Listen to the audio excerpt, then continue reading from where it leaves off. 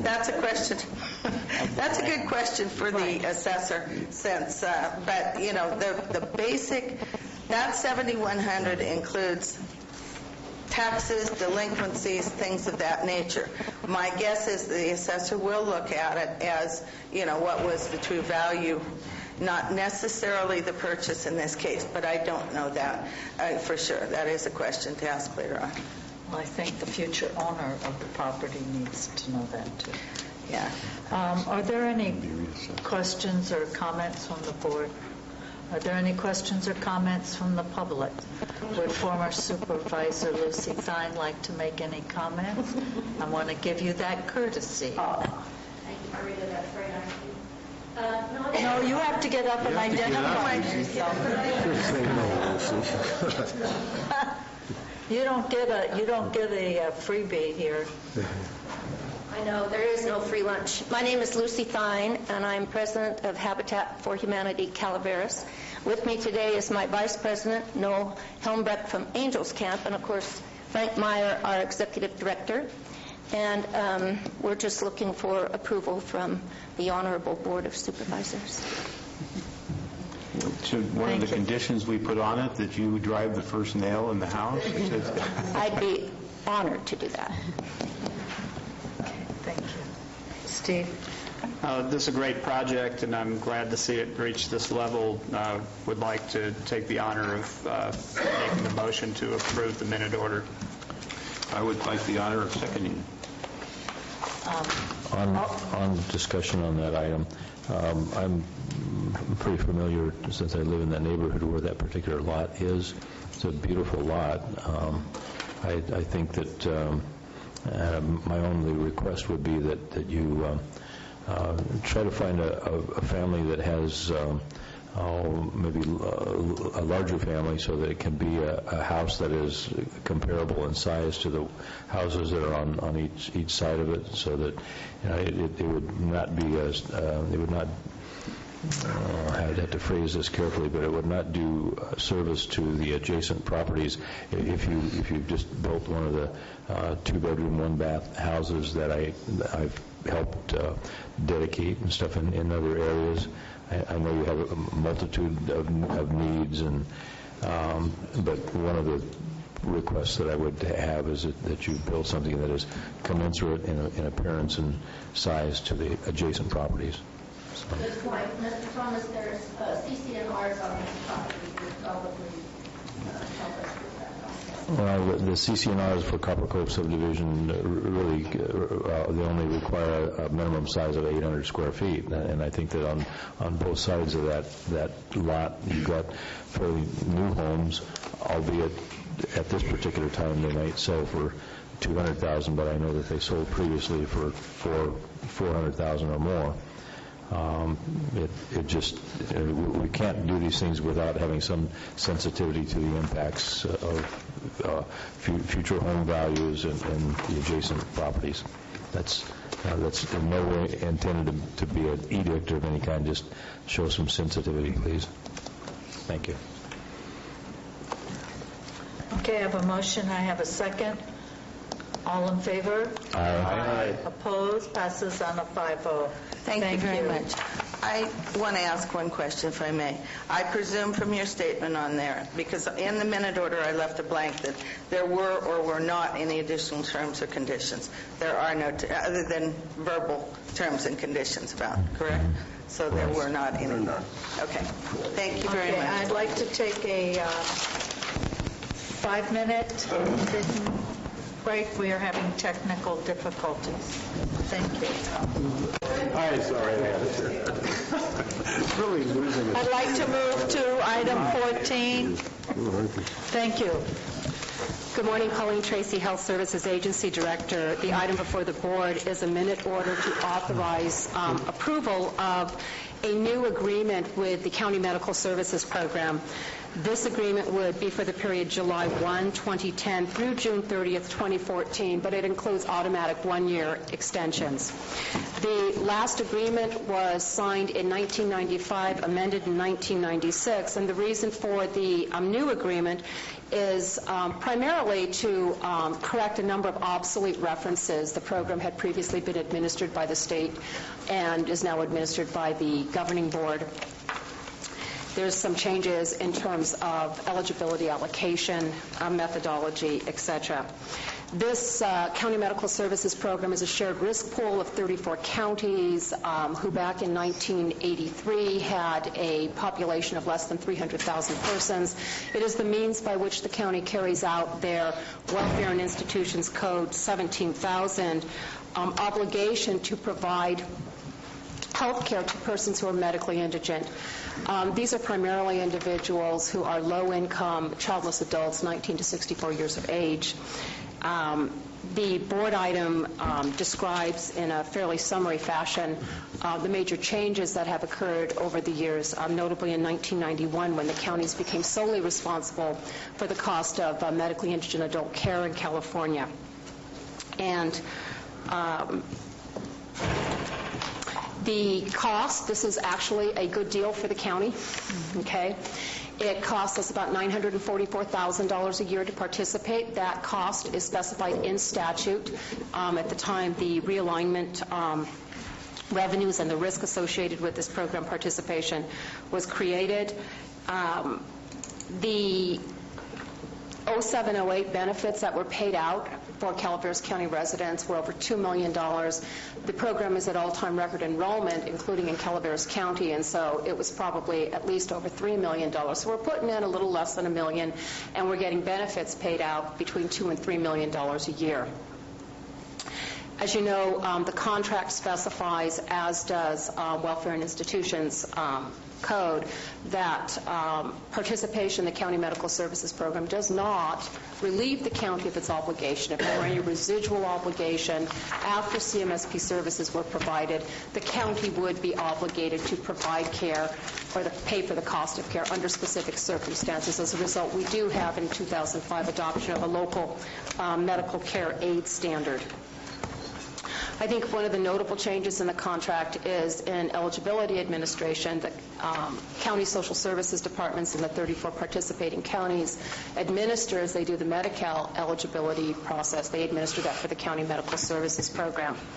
The program has expended considerable effort, and I know Mary is here today, over the past 4 years in doing audits, looking at work practice standards, identifying what reasonable staffing standards based on caseload are, examining county costs, and they've come up with a new allocation methodology that actually resulted in a one-time increase, at least for this year, in the allocation to Calaveras County. However, as was true in the previous contract, the county continues to remain at risk for any eligibility administration costs that would exceed the CMSP allocation. One of the notable changes, I think, is this new pay for performance, incentive and penalty payments. There'll be annual audits. If there's a low error rate below 5%, then they're going to incentivize eligibility administration by giving them a 5% increase from their current allocation. If their error rate should exceed 10% on an annual basis, then they would be penalized in their subsequent year allocation. The program has experienced, as many public social and health programs, tremendous increased enrollment subsequent to the economy. The program had been making a number of changes over the last 3 to 4 years that had actually increased their expenditures. They wanted to incentivize providers to participate by increasing their provider rates. They pay more than Medi-Cal rates, which is not a significant statement, I guess, in some ways. As a result, these decisions that have increased baseline costs, coupled with the tremendous increase in beneficiaries enrolled in utilizing services, really has them living on reserve or contingency funds. However, their prudent management, they will make the changes to either reduce expenditures or eligibility if necessary. I think the big change for us and for the program is the new Federal Patient Protection and Affordable Care Act, otherwise known as federal health reform.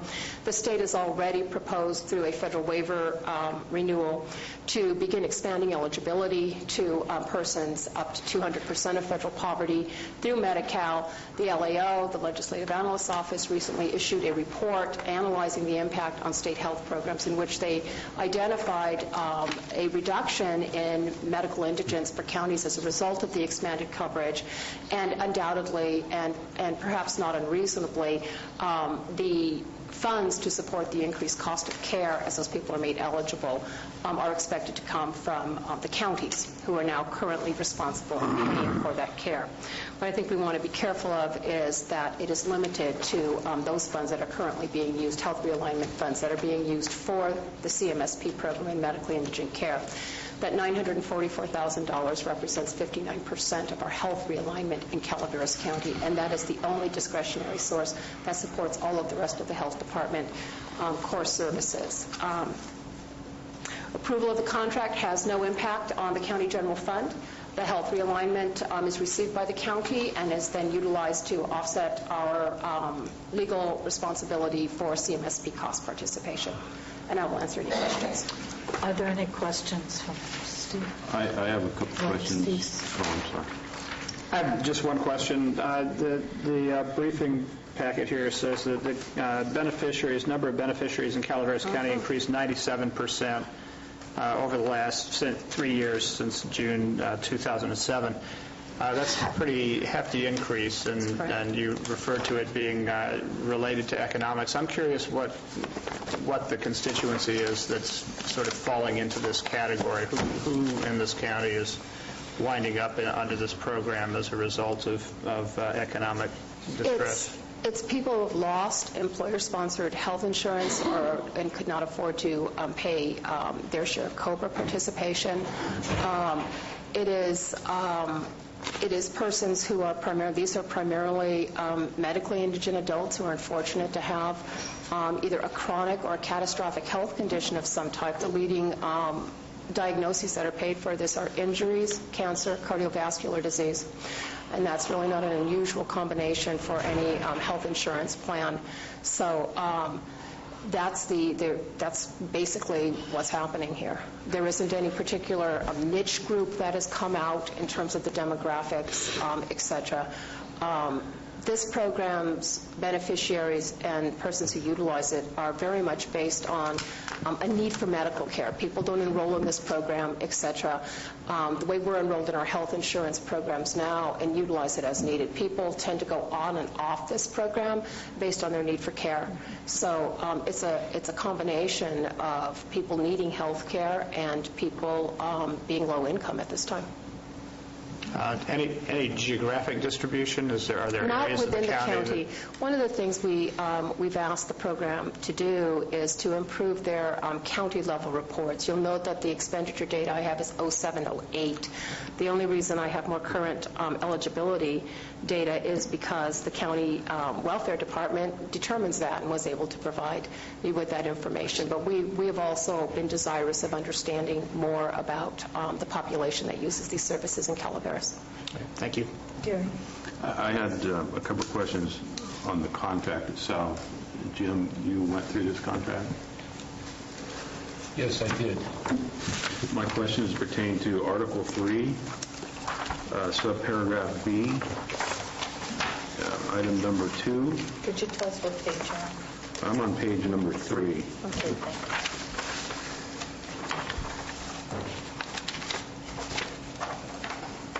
Item number 2 on page 3.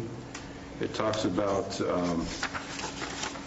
this contract shall be automatically renewed for successive one-year terms unless either party gives the other 180 days prior written notice of its intent to not renew the term of this contract.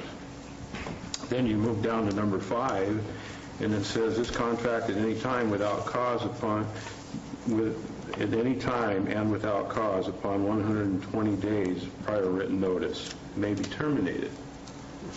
So one speaks of 180 days and one speaks of 120 days. One's to terminate and the other's to extend, is it?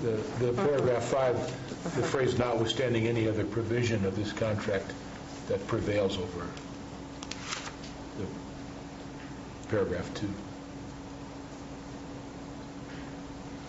So if I'm not, well, it just seems redundant to me because of the fact that if I want to terminate this contract and I'm past the 180 days, I'm at 160, I can invoke the 120 and still get out of the contract without any cause. That's correct. I had also noticed that in his contract. It doesn't, I would think that they both need to be the same, in my opinion, 120 days.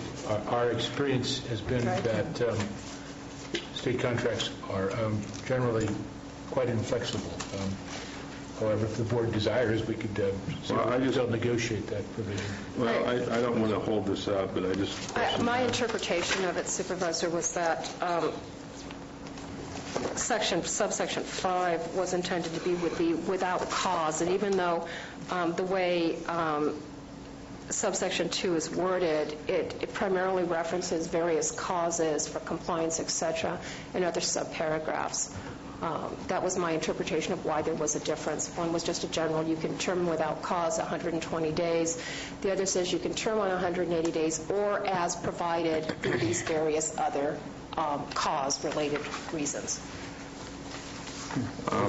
Not that changes it. As you point out, why get into an argument about cause when you have the right to terminate without cause? That's correct. Exactly. So For less time. The other question I have is on the next page, which is page number 4 at the very top, number 6. It says, in addition to or in lieu of other remedies discussed in this contract, governing board may unilaterally terminate this contract pursuant to the procedures set forth in subparagraph 11 of paragraph A of Article 5 of this contract. So you go over to that, and that's on page 11.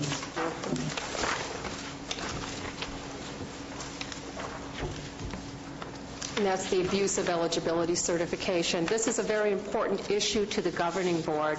This is an example of where decisions and determinations made in eligibility affect who gets enrolled in the program, and then the program starts paying for services. And so we're really linked at the hip here.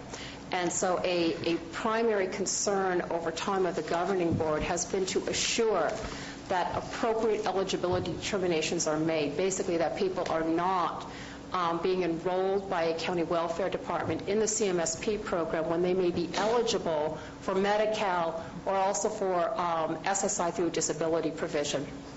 And so my understanding of why this additional specific statement was put in here was to create emphasis on the part of the county to understand the importance to the governing board of appropriate eligibility determinations and what the consequence for a finding of significant abuse and then a failure for the county to make restitution if required by the governing board.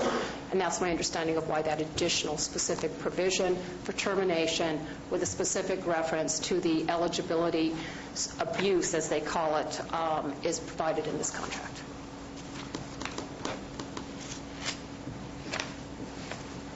Well, okay. The only question I had to do with subparagraph H, which says nothing in this paragraph 11 shall preclude governing board from terminating this contract without cause in accordance with paragraph B5, which goes back to what I just spoke of, paragraph B5, which references us to this. So they're just referencing back and forth on what you can terminate it on. And to me, when I read it several times, even though it talked about eligibility requirements and the county's responsibility to make sure that people are within those realms, or the board could terminate our contract, it just references back to B5, and B5 says to come to here to get the parameters, and I just really didn't see the parameters that were supposed to be spelled out in this thing, even though it just talks about the conditions of having to pay back the board, the county, if someone is found not to be eligible, it's our responsibility to pay the money back to the board.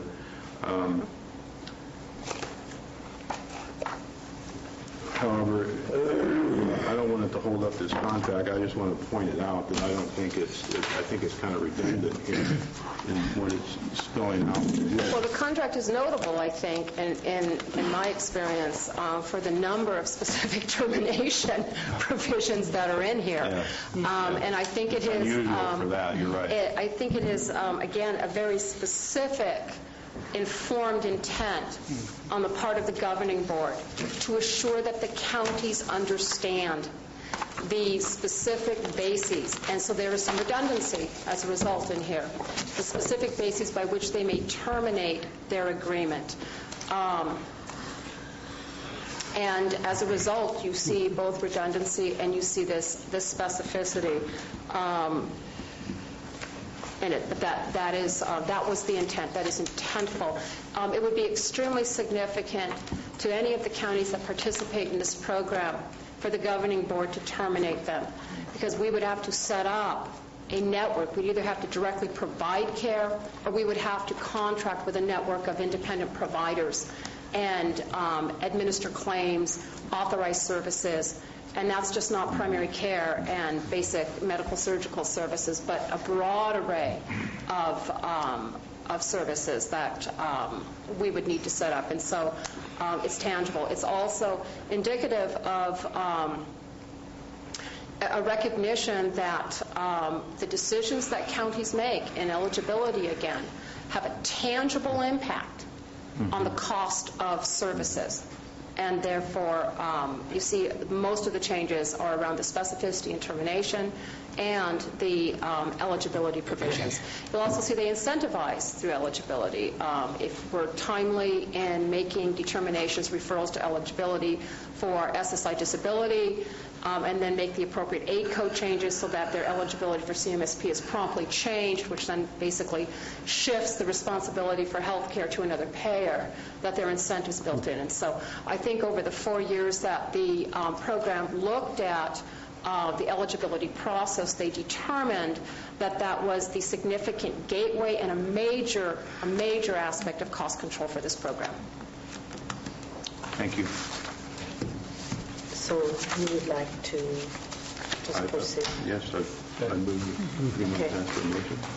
I have a motion. Do I have a second? Second. Are there any other further discussions or comments? I'm sorry, I didn't ask the public. Do you have any questions or comments? All in favor? Aye. Opposed? Passes on a 5-0. Thank you. Thank you, Colleen. I am taking items, I'm sorry, I am taking item 16 next. And this board's supposed to be out of here in 20 minutes. Could we have Supervisor Taffanelli review all future contracts? Why is that? Well, you just Meaning, have a I good don't eye know that for we're it. going to get to it before 11:30. I'm so sorry. We'll see you at 2. Sorry, Jeannie.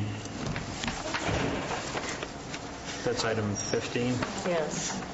For those people who are here for item 15, that's now being put off until after lunch. It will be held at 2 o'clock. That would be, I believe, the CDBG. We still have Correct. 20 minutes. How long is this going to take?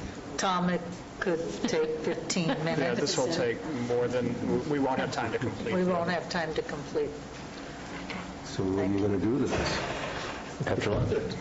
We're going to, as Steve said, we're going to do it after lunch. If you need to leave, you can leave.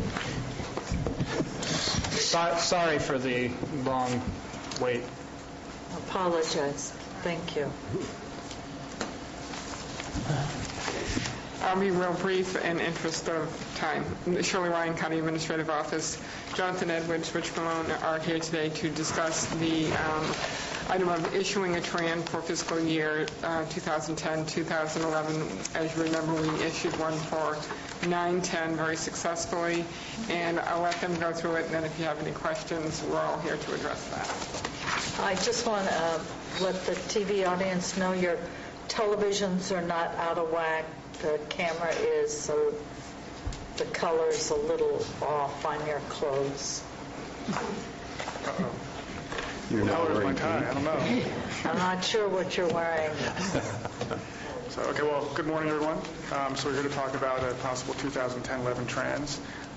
Agenda for today, we'll talk about cash flow needs for 10-11. Could you identify yourself? Oh, yes, I'm sorry. I'm Rich Malone with Government Thank you. Financial Strategies. So, agenda, talk about cash flow needs for 2010-11, some basic background about trans, review of last year's trans issuance, and then finally talk about the sale methods associated with issuing trans, the disclosure required to issue trans in the public markets, and what the next steps would be. This presentation will probably look familiar. We did a similar presentation in advance of the county's issuance of its $8.5 million trans last year. But we thought it would be a good idea to review this information again, make sure you're all comfortable. And again, if you have questions, feel free to... Can you hear? Feel free to ask questions. Rich, could you please pull the mic up or something? We're having Sure. trouble hearing you. Thank Okay. you. That's however it works. I'll just lean over, I think. So, okay. Thank Oh, you. you pulled it up. Didn't know I came all the way out, yeah. Okay. Great. So 2010-11 operating cash flow. Based on the projected timing of revenues and expenditures during 2010-11, the county projects that during the fiscal year there may be a temporary cash flow shortfall in the general fund. In addition to that, instead of paying its 2010-11 PERS contributions incrementally, month by month, the county has the opportunity to prepay its contribution by July 15th and receive a discount of $122,000. Given those two items then, the county is considering issuing a trans to address its 2010-11 cash flow shortfall and to prepay its PERS contribution. There are two different methods that can be used for the county to borrow funds for operating cash flow needs. One is a trans, and the second is interfund borrowing. In the past, the county has used interfund borrowing to address its short-term cash flow needs, but last year the county issued trans because it was financially beneficial for it to do so. It had increased cash needs, reduced other available funds, and because of the savings associated with the PERS contribution, it made sense to go forward and issue a trans last year. We're in a similar situation this year, it looks like, with the PERS prepayment amount included in a possible 10-11 trans issuance. The net financial benefit of issuing a trans compared to interfund borrowing is about $32,000. And so basically, we're better off by issuing a trans than by using interfund borrowing to address the projected cash flow shortfall. And then as well, issuing trans provides more flexibility. You have more cash on hand. You're not using other funds and other funds, cash and other funds to fund your deficit. And so you have more flexibility should a worst-case scenario happen during the course of the fiscal year. What are trans? Since we've been talking about them already. Trans are tax and revenue anticipation notes. Again, short-term debt used to finance cash flow deficits in anticipation of receiving taxes or other revenues, authorized by Section 53850 of the Government Code. And as mentioned before, trans are the only method of borrowing funds from outside entities to fund operating cash flow needs. Okay. How is a trans amount determined? Under federal law, the maximum size of a tax-exempt trans is equal to the largest projected negative cash balance during the course of the year, plus a working capital reserve equal to the lesser of 5% of the prior year's expenditures or the prior year's average cash balance. And then the projected cash flows that you use to determine that sizing must be reasonable, based on reasonable assumptions. You can't just make up numbers and do whatever you want. And then we are still working on, we've received the county's preliminary cash flows for 2010-11. Based on that, we're still working on what that sizing is going to be. When must trans be repaid? Again, pursuant to the Government Code, this time 53854. Trans either must be repaid in the fiscal year in which issued or in the following fiscal year, but in that case, only from revenues received or accrued during the fiscal year in which issued. So basically, you have to use revenue that you received this fiscal year to pay back the trans, whether it's this fiscal year or next fiscal year. The limitation, 15 months is the longest the trans can be, longest maturity for a trans, but practically it's 13 months, and then most trans issuances are actually 12 months or shorter. Just to quickly review last year's trans issuance. The rating was SP1+. There's a different rating scale for short-term issues for trans than there are for long-term issues. Long-term, you might be familiar with AA, AAA, A-rated. Short-term is different. SP1+ is the highest rating from S&P for a trans. That's what the county received in its trans issue last year. It's a very good rating. You should be very proud of that. We sold the trans last year, June 30th, 2009, $8.5 million, at an interest rate of 1.5%, to give you an idea. Closed the trans, which means the county received the funds on July 14th, and the trans were due 1 year later, not paid off yet, on July 14th, 2010. Okay, and then Jonathan's going to pick it up from here. Okay, as we've discussed in the past with regard to our trans last year and our bonds and the COPs we've issued in the past, there's two basic methods for selling municipal bonds, competitive and negotiated. Competitive process, essentially we obtain bids from underwriting firms. With a negotiated process, we really work with one underwriting firm on the interest rates. So the county's borrowing policy certainly favors utilizing a competitive process whenever that's feasible and would produce the best result. We recommend that we plan to utilize a competitive process in this case, but nevertheless leave open the flexibility to pursue a negotiated sale if market conditions nearing the time of sale suggest this would be a better option. The sort of factors we look at would include the state of the state's budget, other market considerations, things like that, where if we feel that the county would be better served by working extensively with one lender, so to speak, that may be the option we recommend at that time. So one of the items that, should the board wish to proceed, would be in your agenda packet for the June 8th board meeting, of course, as a preliminary official statement. We've discussed this document in the past. Rich, you can go to the next slide. And essentially, the document has, as you know, two primary purposes. One is we disclose all important information to potential investors in the trans borrowing. So we want to engage in honest and fair dealing. And of course, after the borrowing is completed, the document is used to market the TRAN in the secondary markets, as well as when we use it to sell the TRAN. And as we've discussed numerous times in the past, just to kind of paraphrase what the SEC has said with regard to the disclosure document and the board's responsibility, public officials do play a very important role and have an important responsibility to review those disclosure documents, and therefore, as you've done in the past, please do so again and bring anything to our attention. If you have any questions or comments or concerns, please bring that to our attention and we can discuss that. So finally, next steps. Should the board wish to continue the process on June 8th, we'd be asking the board to approve a resolution authorizing the sale. The final comments on the preliminary official statement would be due in mid-June. We'd sell the trans on June 23rd, close on July 7th, which is in time to prepay our PERS contribution by July 15th. And we're happy to take any questions or comments. Are there any questions, comments from the board? Are there any questions or comments from the public on this? Okay. Bring it back to the board for action.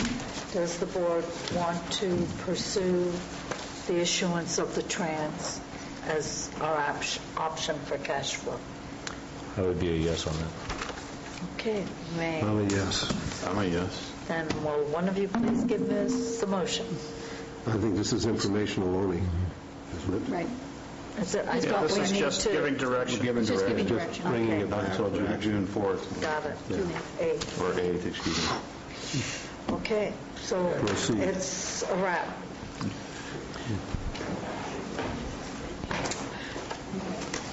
And this did go before the Debt Advisory Committee.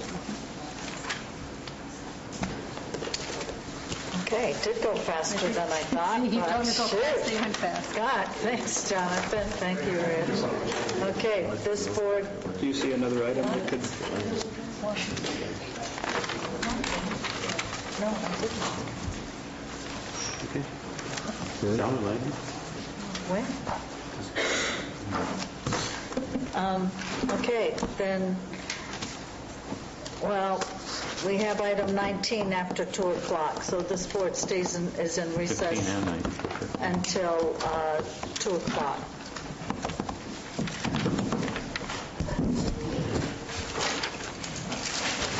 Please, we're on item 15. Again, our apologies to those of you who came earlier for it and had to come back. I'd like to turn this over to Mary Sawicki, our Director of CalWorks. Thank you. Good afternoon. Mary Sawicki, Calaveras Works and Human Services. Calaveras County has the opportunity to apply for up to $800,000 of community development block grant funding for both this year and some additional funding in the subsequent year. One of the requirements in consideration of applying for those funds is to hear from community groups about ideas for the board's consideration if they choose to go ahead with an application. So we've invited some individuals who are anxious to tell you what their thoughts and needs are for this application. At the end, if the board chooses to go ahead with the application, we would need a resolution showing that approval, and from there we will go ahead and prepare the application. So today, there is no, it's just the public hearing. It's the public hearing to solicit input. And then we'll come back. Right. We'll have one more public hearing after this on the application. Okay, thank you. And Mary, is there any way in particular you'd like to address this? If there's any questions, wait till the end and you could address them, or? Yeah, we'd be more than happy to do that. I think right now the main thing is to hear from folks who are interested in talking to you about their needs. And okay, thank you. Right. Okay, I'd like to open the public. Well, just a moment, Jean, just a second. Are there any questions or comments from the board for Mary? Okay, I'd like to open the public hearing, please. Good afternoon. I'm Jeannie Hayward, the director of the food bank, of the Resource Connection Food Bank, and we're asking the Board of Supervisors to consider a request from the Resource Connection Food Bank. What was my name again? Sorry. For the following items. One out of the service area refrigerated box truck with an estimated cost of around $100,000. Out of the equipment area of CDBG funding, a backup generator with an estimated cost of about $15,000. And the third item would be additional refrigeration with a cost of about $30,000. And the additional refrigeration for? It would go inside the food bank. We're looking at a 12 by 20 by 16 tall unit for capacity for additional fruits and vegetables and cold storage. Okay. Are there any questions? I have one. And we talked last week, I think, about why people couldn't get fresh fruits and vegetables at the outreach areas. Well, because of the refrigeration. Part of the problem at the outreach areas is no refrigeration at some of the outreach areas. That is a whole different subject beyond the refrigeration at the warehouse in San Andreas. When we take, I'll give you an example, pantries in the community. There are some pantries that do have refrigeration, but there's many that do not. So what they can take are non-perishable foods, but they have a hard time taking fruits and vegetables because distribution that day may be really low. So then they're having to, what are they going to do with whatever they have left over, that kind of thing. So they have real struggles in out at that level out. So why wouldn't we want to provide some refrigeration to them? Well, Marita, we can talk about, I can go back and look at doing that. It would be working with individually with the churches and seeing if there was room at the pantries, if there was capacity. Some do have refrigeration, but not all. We also do USDA sites through 9 areas around the community, and none of them at this point in time have refrigeration. out at that level. If the board would like me to go back and look at that level, I'd be happy to do that. And let it come out of your additional refrigeration. Well, I would have to have refrigeration first in order to have the capacity, additional refrigeration first in order to have the capacity to get it out to the community. Okay, thank you. Jeannie, what was the amount of that first item, that truck? The refrigerated box truck is about an estimate of $100,000. Any other questions? No, are there any questions for our resource connection? Just one. On the truck, that's for a new truck, isn't it? Or I went out and quoted on trucks that were 2 years old, and they're running about $85,000, $90,000. Okay. So that's probably where I'm going to head. All right. Yeah, I just wanted to find out whether we could buy something that was at least somewhat used. Yeah, newer. Great. Okay, thank you. Thank you.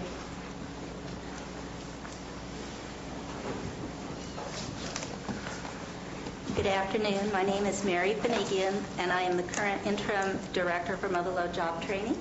I'm here to ask that Mother Lode Job Training be included in the CDBG application. With these funds, we will be able to provide employment and training-related services for low-income individuals in Calaveras County. This funding will be used to assist individuals with an assortment of services such as career assessment, counseling, vocational education, training, and work experience with private, nonprofit, and public employers. And in addition, we would offer supportive services such as tools, books, work shoes, transportation, and often testing fees. The work experience positions will allow local individuals to receive training not only in new skills, but to obtain training with local employers in the areas of work ethics and basic soft skills.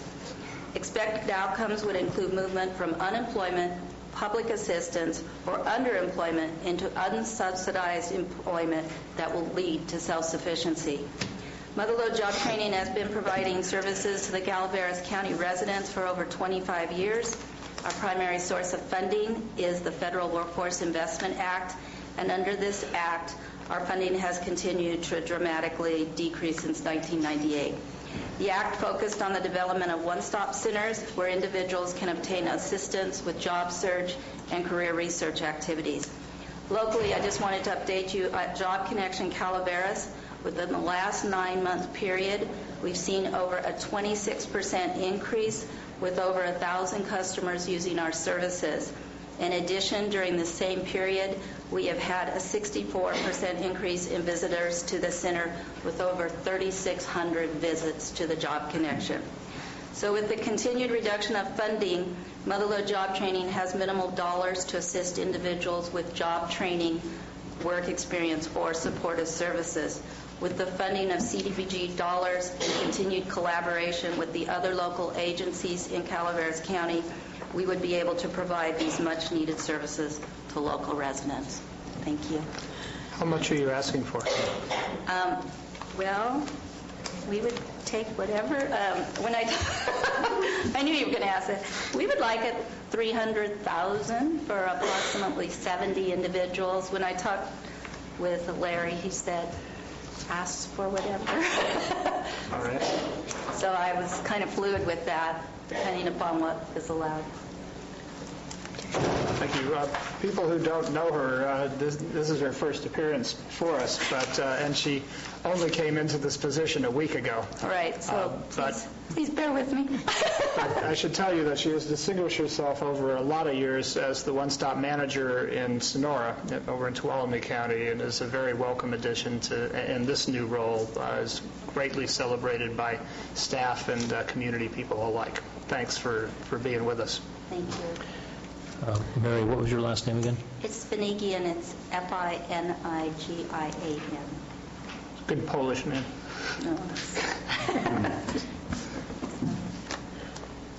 Any additional questions? Any additional questions? Thank you very much. Okay, thank you.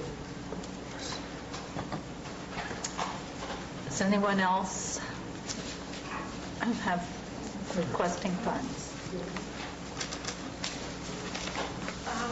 Actually, I got a question. I was sort of talking to, I was Diane Keene. I was sort of talking to Mary as we were going to lunch. A lot of our new housing element that is soon to be, I guess, adopted hinges on applying for community block grant money.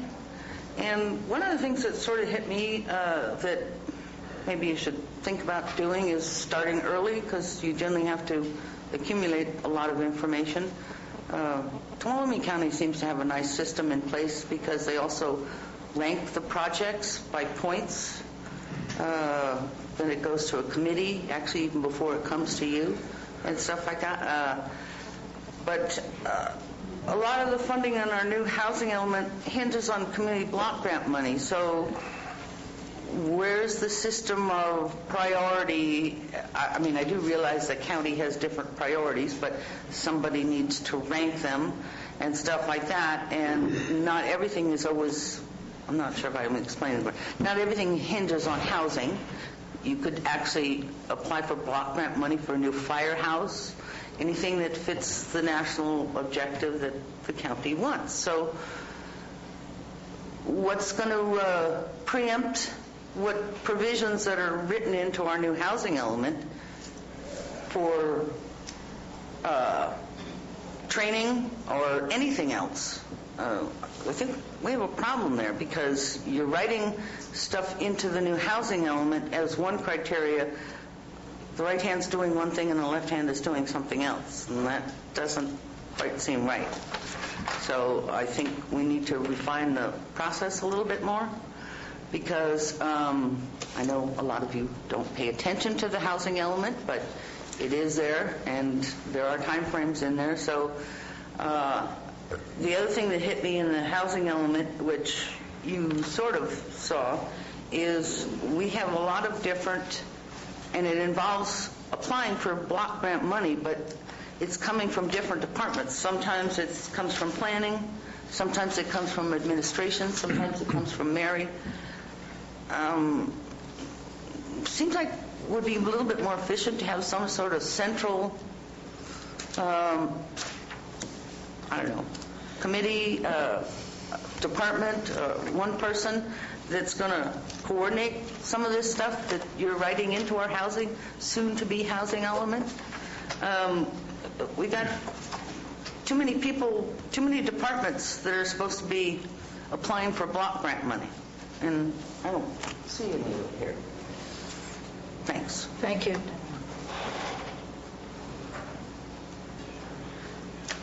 Shannon Stratton, Mountain Ranch. I just have a quick question. On the Mother-Lode job training, they mentioned that it was public, private, and nonprofit groups that could benefit from the job training, be involved in the program. And I was just wondering if we have any provisions in there that would allow the county to include these people, or to provide internships or training positions that might supplement the county employee base. It would give the existing departments an opportunity to train new people and have new people, new ideas come into the department, and also supplement our shrinking workforce. So that would be the question. And is this something that would have to be separate from any CDBG grant money, or could this be part of the program? Thank you, Shannon. I think we did use special funding years ago for internship. Francine, do you remember? Yeah, we actually have an employee starting Tuesday that will be assisting the road department. So I've been working with Ruth at Job Connection, and when she has somebody that fits or has some certain skill set, she usually will give me a call. The road department has used them before, so have other departments. So it's something we continually want to partner with. These funds have been used very successfully in the past in a number of projects, some involving the school district and the county Office of Ed. The summer youth program has been funded with these funds. The wildly successful Native American forest crew. 30 people now have been trained in a partnership with Indian Manpower and another agency in Sacramento, Motherlode Job Training, using some CDBG funds, has put 30 people through fire training as well as forest restoration and cultural site restoration. And there are crews working out there right now as a result of that training in the past. I think this proposal is designed to bring new people into that, but that's a lot of people off the rolls in terms of our social service roles and actually out there working, doing good in the community. So that's, to me, that's a great program. And that is normally part of the CDBG. Any of our grants, we do work experiences and internship, so it's a very important part of the process. But as they mentioned, with some of these and with our current development associated work programs, we're always contacting them. In fact, I have a list of some sites like the City of Angels, Queen Hospital, so there's a variety of different locations, so we're always looking for more. I kind of let this get a little more informal. If you want to talk, we need to come up to the front. Thank you. Okay, is there anybody else who would like to apply for CDBG on this? Mary, I have a question. I mean, Steve was talking, the grant Steve talked about was a Native American application before. Is that part of this $800,000 or is that separate? This particular public hearing covers all of the applications for not only this year but next year. So that particular one I'd have to take a look to see, but in the past it's actually a separate application, but this public hearing would cover that. In addition, I was asked by Beetle Barber from the Continuum of Care to consider their planning and technical assistance grant that they would like to apply for to continue their work on resolving some of our homeless issues in our community, and that amount is usually about $35,000. Okay. If I could add to that, the Native American Jobs Project is separate from the Native American Housing Project, and we did apply and receive monies for housing as well a couple of years ago. One of the questions is whether we would reapply. There's a lot of different arguments within the Native American community about what entity should be involved in that, but I think it might make sense for us to reach out and see if anybody's interested this time around. Yeah, I would be more than happy to do so. I would like to just make one clarification on the housing element. The State Department of Community Services has required now for an approved housing element from each applicant prior to their decision on whether they're going to allow us funding or not. And so that is a requirement that cannot vary. It is one of the reasons why we did not receive the planning and technical assistance grant back in December for the Continuum of Care.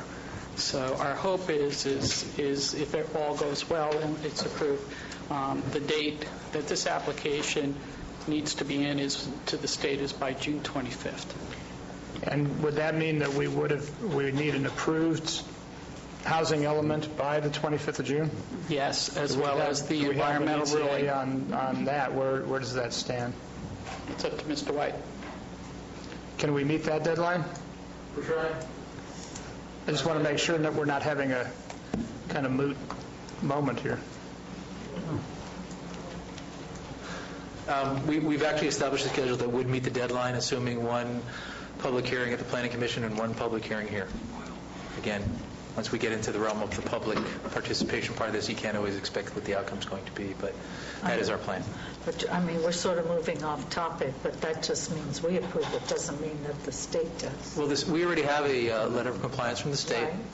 So unless there's substantive changes, to what the state has already reviewed, I would expect there would not be any difficulty. Okay, thank you. I'm sorry, did you have something to say? Mary, there's one that I have brought up before and I will bring up again. that I would like to get a technical grant, planning grant for extension of sewer system in Lilac Park. Okay. And I will just have never it been able reviewed to again. get down that path. Sure. Because they look at the economy as a total of the Arnold area versus looking at a specific subdivision.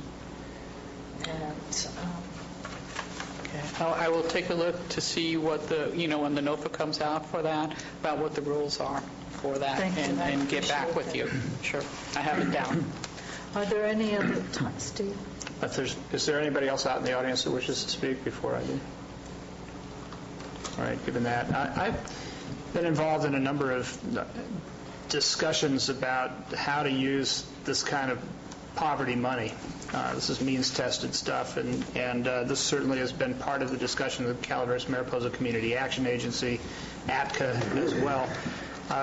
The funds can be used both for providing specific services or to assist agencies that are providing services to target constituency. It can also be used in the spirit of, that would be in the spirit of giving a person a fish. The other is a fishing pole and teaching them how to fish. There's different kinds of ideas about how to expend this money. I'd be interested in your thoughts on that as we try to set our priorities. I've talked to the individuals who came before you today, and we are more than amenable to sit down and to work out an application that's agreeable to everyone with your permission. We believe that we'll be able to get it within everyone's needs. That wasn't exactly an answer, but hey, it's as close as I can get. What I'm suggesting, I guess, is I'd like to see a good integration of that. I'd like to see us recognize that there are these two needs. One is sort of safety net and making sure that there's a place below which we will not go. And then also the ability to get out of the need for a safety net and making sure that we're making heavy investments in that as well. So the workforce training and placement and support for employers in that process are important in that regard. I'm looking for an integrated approach with an overarching philosophy that we can understand as policy makers, not just a piecemeal, well, they need this, they need this, they need this. I applaud your effort to pull them all together and come up with an integrated program. I certainly want to support and propose that here. I truly would believe that we'll be able to meet the needs of both, and we do all work together very closely. Thanks.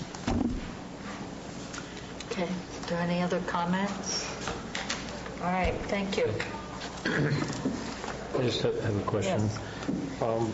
On this job training proposed allocation of $300,000 for 70 people, I'd like to learn a little bit more about what would be involved in that. I mean, that's almost $4,300 per person. I have been involved in apprenticeship training and stuff before, and it seems like a fairly lavish amount of money for training 70 people to me, but unless it's a multiple year thing or what. I can go over some of this, and I don't know if Mary wants to add to it, but this is taking people, again, it's target population. There are a number of issues about transportation and just fundamental, what was previously referred to as soft skills. But the primary and the biggest expense is the actual payment of part or all of the wage for 6 to 12 weeks, depending on the program. So employers are being asked to take, we say, all right, we've got somebody who's been an at-risk person, they've been unemployed for a couple of years, maybe they've got off a health problem or something of that nature. We're asking the employer to take a pretty significant risk. Mm-hmm. So and as we talk about getting people back into the workforce, the bulk of this money is to absorb that risk for a certain period of time so the employer has a chance to see whether what we're saying is true, whether the person comes to work on time, whether they've got the skills, whether they've been trained appropriately, not just in the skills particular to that job, but also the life skills necessary to be a reliable employee. So it seems expensive, but actually this is as thrifty as it gets. And when you consider the alternatives of people continuing to be on general assistance and other support from also out of our budget, this is a lot cheaper than the alternative by far, especially if you consider that at least some of the expense comes from the high cost of putting unemployed people in jail when they come to the other side of the law. This is really this program has done wonders in several communities in my district. I've got people who used to be on probation. You know what I'm talking about. These are people who were given pretty much no chance, started at age 12 in the system, and are now actually working and paying taxes in this county and not really causing any problems for law enforcement, or for that matter, part of Mary's clientele. So every person we get out of that, and if you can do that for $4,000 and have an employer and have that offset the employer risk so they're willing to give somebody a shot, that's huge. That's where most of the money goes. And I think we've seen a slight increase in that area because of the cost of minimum wage. Right there, we are mandated to pay $8 an hour. So when we build in a work experience, that's helped increase the cost per participant probably over the last 2 or 3 years, where we would normally be around $3,000, $3,200. So that's one of the prices. And when I ballparked that was one of the prices that I had to include, plus our workers' comp has gone up too, so which we carry the workers' comp on all the work experiences, so that's another issue. The last program got by on $250,000 with good results. This would keep the same level given the difference in the minimum wage. It's not increasing what we're doing. It's keeping us on the same track. You're self-insured? As far as workers' comp, we're through state fund. Oh, right. okay. They insure, they're covering the liabilities for that training period. Okay, thank you. No, that's fine. Well, I've never had a chance to ask this question before. Let me give you a little bit of a history. You triggered something in my memory banks here about employer's risk. There was a time when I was a fairly large employer in the Valley, and I was very sympathetic to the training programs that were ongoing in that area, the Economic Development Group in Stanislaus County. And so I extended myself and my company to this organization and to the program. I hired a couple of people, and both of them, within a couple of weeks, filed massive back claims against my company. And I don't know whether you can make a provision for that, so that if you're paying the workers' compensation for the people when they're in their program, I can tell you from that painful experience, I would never hire one of your people unless there was some sort of a stop loss or some guarantee that wouldn't happen to me again. I mean, I hate to throw rain on your parade, but this is a very real issue. Well, it's a real issue for us because when we put them in the work site, say at a county site, they're on our payroll. So if something happens, obviously our workers' comp has to cover it. The only thing is, hopefully by putting this in like a private employer or another employer where they get to know the employee, we have no guarantees, but hopefully they're working within they'll get a better understanding of the individual and whether they will want to hire them after the work experience. Obviously we hope they will, but that doesn't always happen, and we're in the same catch-22 that all the employers in the state of California are at workers' comp. Supervisor Thomas, the difference between the program I believe that you were involved in and this is the fact that they cover all of that for the first period, and it's been anywhere from 6 to 12 weeks in the program so far, depending on the complexity of the job and the specific program. But most employers can figure out in a 12-week period whether they've got a slacker or somebody who's going to fall down on the job. That's not true in all cases, but that's a risk that that this county included takes whenever we hire somebody. This is just softening that risk, and it actually goes on mother-lode job training for that first period. They have the liability. And sometimes people take advantage of it, but actually in most cases, if we screen properly, if we test people going in, if they have a training period that sort of weeds out the folks who are unserious, that ultimately we can get good people into employment. It's not easy, though. I don't envy their task.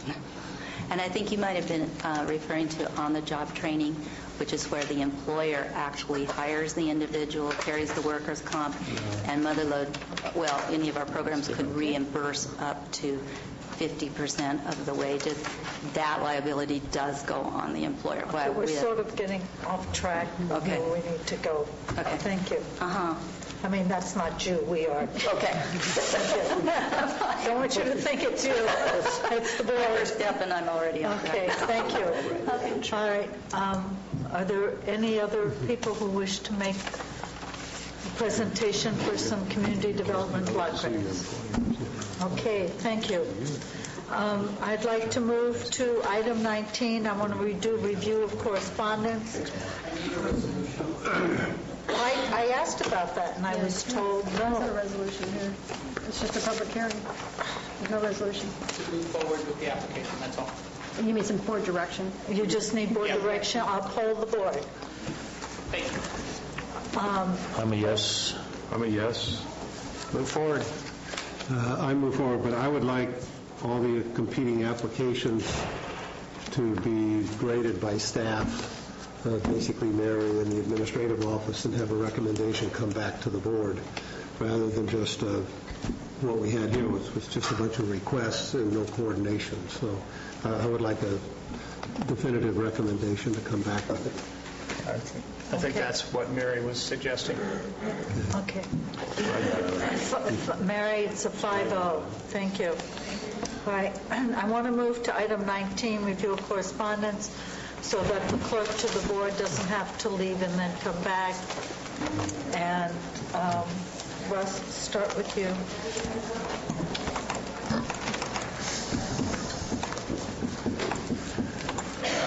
Okay. I see on my calendar here that this is the last day for write-in candidates. So anybody who wants to run for county office, just rush across and sign up. So, right. Not a lot of takers. No takers? Okay. And then also the 27th is the this public service announcement here. The 27th is the day upon which the financial disclosure documents for the candidates have to be submitted. So, but that's the height of my week this week, Supervisor Callaway or Chairperson Callaway. I'm through. Gary? Madam Chair, I have nothing to report. Is there something that you're doing today and you want us to hurry up?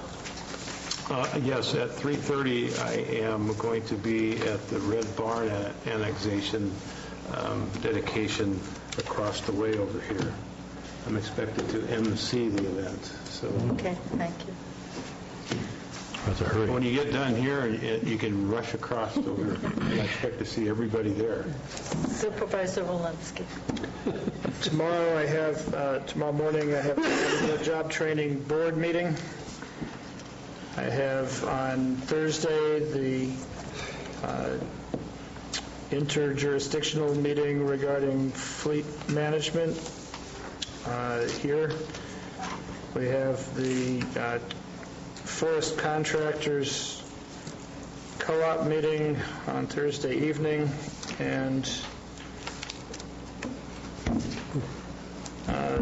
possibly, although it's not yet confirmed, the East Bay Mud and some of Feinstein's staff are talking about taking a raft trip down the McCollum River to check out the possibilities of compromise on some river issues.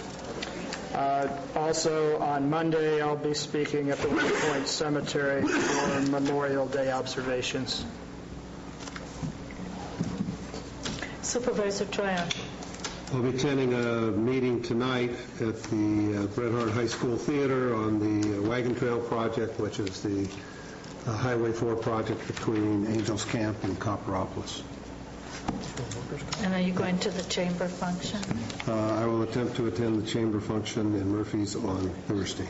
Okay, thank you. I have, Carol, I have Fish and Game Commission.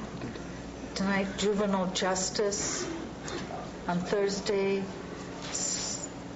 we don't have child support, do we, on this Friday? Okay. The White Pines Park is having their grand opening for receiving Prop 40 money, finally, for playground equipment. So bring any kids you know to White Pines Park, and the Logging Museum will also be having a dedication that day. Are you taking bombs?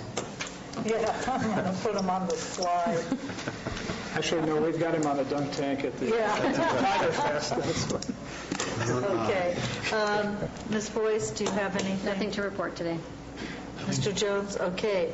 The regular meeting of the board will be adjourned, and we will be going into study session. Okay, you're welcome, Carol.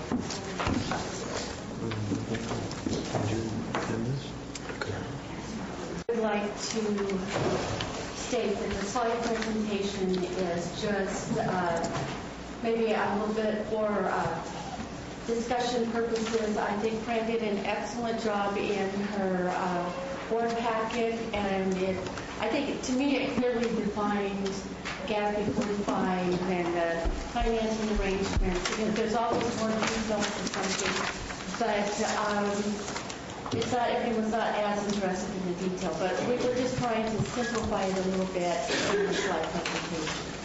So feel free at any time to ask any questions that come up. Okay, thank you. Okay, I think most people realize by now that GASB is Governmental Accounting Standards Board, which is the national body that sets the accounting and reporting, the standards, the criteria, and there's a lot of other bodies that they work in conjunction with. We have, it's kind of like the general accepted accounting principles of the government. And I guess that's one of the better ways to explain GASB. And one of the beliefs that GASB has developed over the last few years is that non-pension benefits for retirees are part of the current employee compensation, and it should be reported actually during their working careers and not wait until they retire, and which is basically excuse me, what most counties and governments used to do. GASB Statement 45 in this endeavor for their belief was issued in June 2004, and the reporting criteria is for, and it's known as OPEB, which is other post-employment benefits. And generally for most OPEB that I have noticed is for health care benefits. There's a few other, like a life insurance and a few other types of benefits that other governments provide. And typically, almost all governments were just a pay-as-you-go, and no accruals are required for liability. I think in the last 5 to 8 years, some governments have started to accrue. I think one of the earliest ones may have been San Diego County, and you've probably heard they were on the verge of bankruptcy between the pension and the accruals for the health care. And they were basically in a financial stress situation. Now, GASB 45 does require governments to accrue the ARC, which is the actuarially determined future benefits. And I think you have a handout. We had our first actuarial evaluation for our post-employment benefits, and did they have a handout? Oh, okay. Anyway, more interest in reading. Anyway, we can share later if you want it. And a little bit, there's a few counties and entities that have what's called an implied subsidy, and that's what we have in Calaveras County. And that's where the active employees and the retirees pay the same rate and the health insurance. And believe it or not, GASB determined that differential in the rate is a subsidy that we do have to accrue, because the younger, healthier working employees are actually subsidizing the cost for supposedly more expensive, older, Medicare employees or past employees. So the ARC, and I'm sure you'll find this extremely interesting, like I did, the sum of the normal cost, which is, when you start hearing some of the terms, you'll realize if you look into our pension plan, they basically have the same terminology, the normal cost and the UAAL, the unfunded actuarial liability, etc. But so the normal cost would be the present value of the estimated benefits for the annual year. And then the unfunded amount, because there's several different ways that you can go into funding the plan. So the amount that is unfunded, you can actually amortize over 30 years. And when there are several calculations, you come up to a difference whether you fund all of it or a portion of it, and the difference is going to be your net OPEB cost. And we do have to book this over the retirees or their active employment in the county. Even though there's no retirement fund at this time, I think there's a lot of speculation as to whether in the future this will be. I know a lot of other counties and entities have taken a lot of different steps to prevent either funding, or they went ahead and they started making arrangements to fund their programs. But one of the complications, and I just added this footnote today, if it's not funded or if it's only partially funded, because later, we talk about the amount of work that programs like this cause, not just financially, because you have to have an assessed valuation every other year, but we're required to actually impute interest on the amount that is not funded every year. And then when you impute the interest, then you have to reduce the amount of that ARC by the interest that was related to the prior amortization. Anyway, so it's a lot of fun, and we were really hoping we wouldn't have to do this. And OPEB is, again, will always be impacted with increasing retiree populations, extended life expectancies. The actuarial, again, has to be done every 2 years. And there's more staff commitment to just comply with this. I did bring an example. We did accrue it last year, in last year's financial statement, and I don't know if anyone actually got to the point of reading all those notes, but in the notes we do expound a bit on, because we are required to explain in detail the funding and the amounts and all the actuarial information. And one thing that I did notice in some of the write-ups is it will also take extra audit time. Just like each pension plan and everything you have like that takes audit time from the outside auditors. They have more compliance issues and things like that they have to check on the county. And if you don't fund, it might sound like a huge number for just basically letting retirees participate in our plan at the same cost. But the first actuarial report has stated our liability is $1,319,960 at that one point in time. If you were, and you know how when actuarials do their studies, and they, and it is in the back of the valuation, they have to determine, what percentage of employees they're going to include in the study, and the median age, and there's all types of different factors that they include, and then they come up with, I think the one we have has 6 different funding type scenarios that has 6 different amounts that you can put into the funding if you decide to fund. And if you do not fund, the debt to equity ratio, because we do put the annual amount as a liability in the financial statement. So that does impact our bond ratings. I think earlier today we had our Tran up there, and it did show, the SP 1 plus, because we do have the highest rating right now. And that's because we do have, one of the main factors is we do have a very low debt equity ratio. Okay. And I did add, perceived lack of fiscal responsibility by county employees and the public.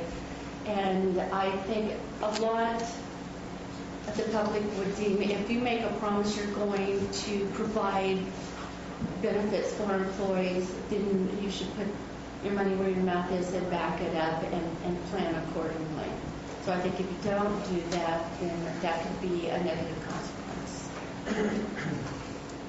Well, Linda, if we show unfunded at 1.3 and we still have the highest rating. Well, we don't.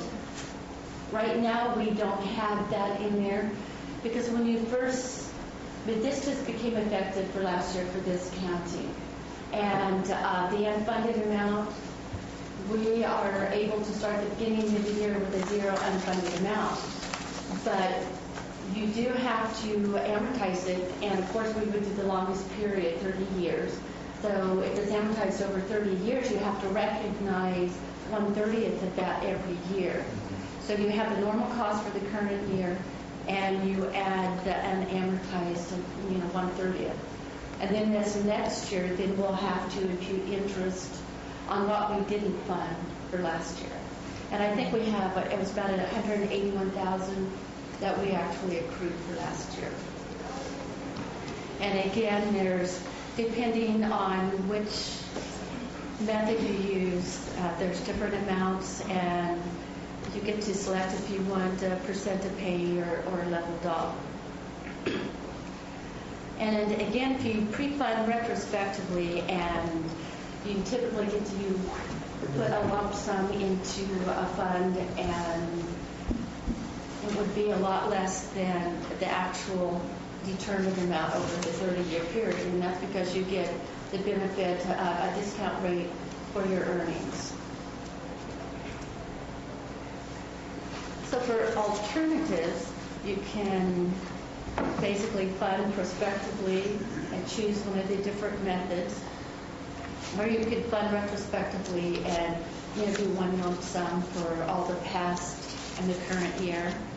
And you can continue to pay as you go indefinitely, or you can continue to pay as you go for just the current retirees only. And last year it was $6,096 for our current retirees. And one reason that's so low, even though we have to accrue this subsidy in here, the county also pays $16 a month per retiree. And we had about 33 on average retirees, which was, it came up to the 6,086. You can establish separate rates for retirees and stuff for 16-month subsidy, and then we would not have to have the evaluation or any other type of plan accrual.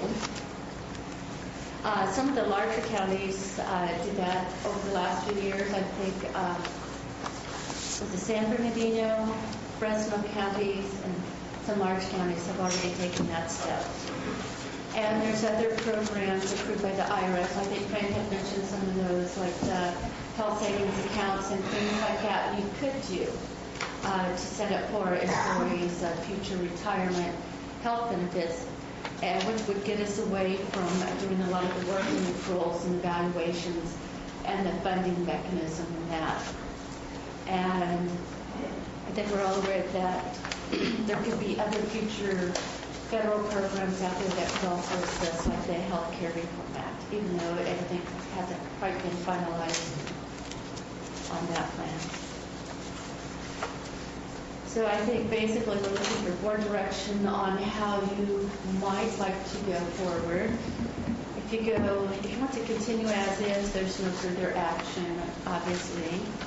Pre-funding, and I think we would need to schedule a presentation by an actuary or just a financial advisor, because there's a lot of different avenues to fund a plan like this. eliminate the rate and the subsidy. I think we'd have to schedule a session with the retirees. And if you wanted to research other programs, and you could direct staff in that to continue to research. Did you have anything you'd like to add on some of this? Okay. No, other than there's a couple of things. As far as if you pre-fund, it does help with the bond rating, but the actual GASB requirement does not have a requirement that you have to fund it. But in it, it has mechanisms to try to bring down that liability. And then there's another part of GASB that wasn't mentioned in here that has to do with if you pre-fund it, you have to put it into a trust. And that trust, because it's secure from any type of lawsuits and can only be used for the purpose of benefits. So I think those are two really important points as well.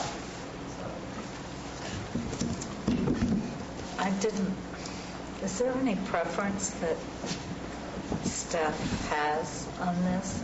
I mean, there's the preference and the reality. And some of these are not mutually exclusive, so I'd be curious what kind of a package you'd be recommending to the board. You hate that? Is that what I heard you say? To eliminate the subsidy and maybe have staff research SSAs and a few other avenues. To me, that would be most beneficial. Because you could still put the same money out and it would benefit the employees just as much and remove a lot of our involvement. I think that there's a mixture of what a lot of counties are doing. A lot of counties have gone with the trust and picked some sort of funding mechanism, not necessarily based on what the actuarial is, but have funded it at small amounts to sort of get to it. Others have not funded it at all. And that's what I sort of tried to put together for you in my packet. So you sort of just see California as a whole. You see nations, the United States, what other states are doing. But here in California, I think it's a mixture. I think our liability is very small. I think that, there's two subsidies, implicit and explicit, and it's very complex financial information.